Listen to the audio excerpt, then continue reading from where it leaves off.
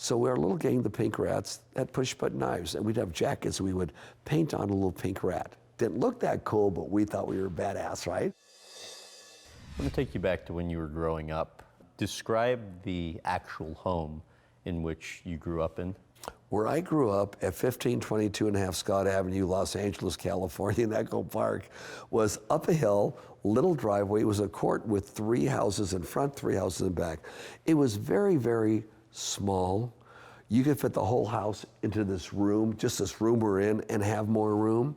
It was 1 bedroom, very small, 1 little kitchen, 1 little living room. And we had a little lawn. It's not there anymore. They cemented it over. It was a very simple way of life, but we didn't know any better. We thought we had everything. It was very simple, and but we enjoyed it. We had a lot of love for my mom. How painful was it for your mom realizing that she needed to put you and your brother in a foster home during the week? Yeah, very painful, but she got so sick and was unable to take care of us we had a deadbeat dad who took off, so she had no choice. Her Greek club, the Daughters of Philanthropy, try to help out as much as they can, but 4.5 years old, someone's got to take care of us in it. So from 5 to 9.5, we were in a foster home during the week while my mom worked. She worked. That's how she supported. She worked. There was no income coming in. And then we'd be with her on the weekends. Oh, it killed her. She would save up so we'd have a little teeny weeny piece of steak, for example. We'd all have a bite of it so we could know what a steak was like. She was the most wonderful mom on the planet. And then when I was 9.5, my brother was 11. She said, boys, you're old enough now, you can take care of yourselves. You're coming home.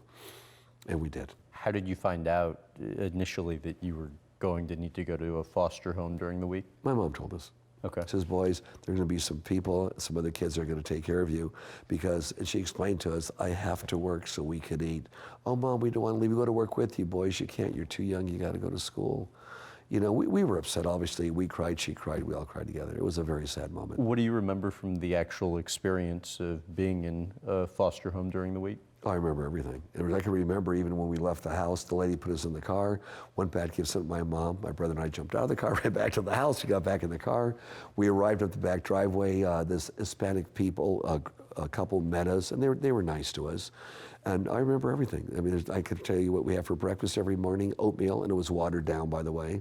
Our salad at night was a piece of lettuce with a little bit of mayonnaise if we were good on it. It was very, very humble. They didn't go overboard for us at all. They gave us a minimal amount of things. And I remember all that. My brother and I shared a bed together, and you know, we went to the local church in the local community because we were forced to every morning, every Sunday morning.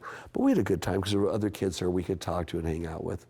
You were apparently in a gang. Yeah, we had a little street gang called the Pink Rats. What type of trouble would you get into? Well, not too bad. What's not too bad? We all had in those days, because they would sell them up to 2 inches, push-button knives.